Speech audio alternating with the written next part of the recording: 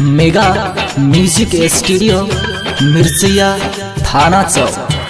अभी आप सुन रहे हैं सिंगर सरोज मुखिया को।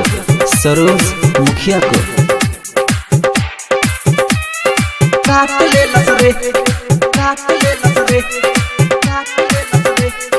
म्यूजिक बाय संजय सम्राट। रात ढोरी में दातिया काट ले लसरे। रात ढोरी में दांत पिया काट ले लसरे। रात ढोरी में दांत पिया काट ले लसरे। साया उठा के सामान चाट ले लसरे। रात सैया जी सामान चाट ले लसरे। छुके पूरा बदन मोरा हट कैलस रे। छुके पूरा बदन मोरा हट कैलस रे। साया उठा के सामान चाट ले लस रे। रात सैया जी सामान चाट ले लस रे। चाट ले लस रे, चाट ले लस रे।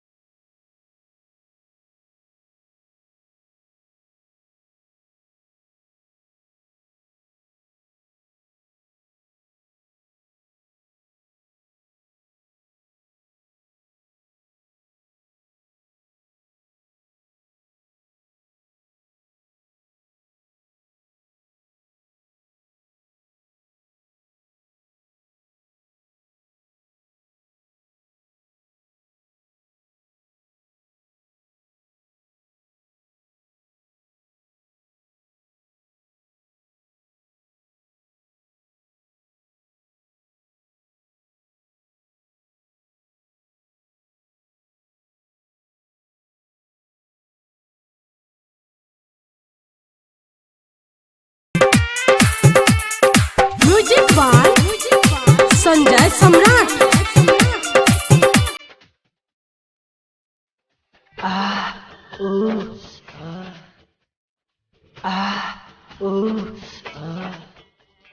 अब ते कमरा में बुता देला दिया।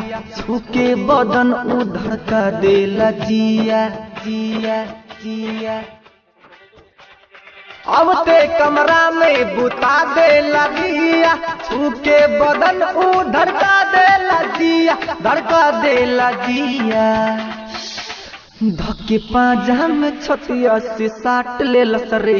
साट ले लसरे, साट ले लसरे। धक्के पाजा में छतिया से साट ले लसरे। रत सैया जी साया उठा के सामान चाट ले लसरे। रत सैया जी सामान चाट ले लसरे। चाट ले लसरे, चाट ले लसरे।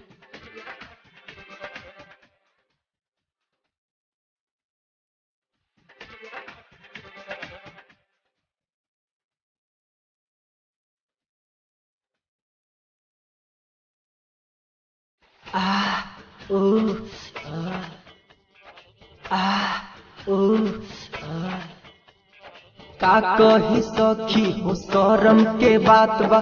सैया सरोज के ऐसन आदत बा। का कही सखी हो शरम के बात बा। सैया सावरिया के ऐसन आदत बा, ऐसन आदत बा। ले जाके पलंग पे चितपट कैलस रे। ले जाके पलंग पे चितपट कैलस रे। रात सैया जी साया उठा के सामान चाट ले लस रे। रात सैया जी सामान चाट ले लस रे। चाट ले लस रे, चाट ले लस रे। रात ढोरी में दांत पिया काट ले लस रे। रात ढोरी में दांत पिया नथिया काट लेलस रे साया उठा के सामान चाट लेलस रे रात सैया जी सामान चाट लेलस रे साया उठा के सामान चाट लेलस रे माई रे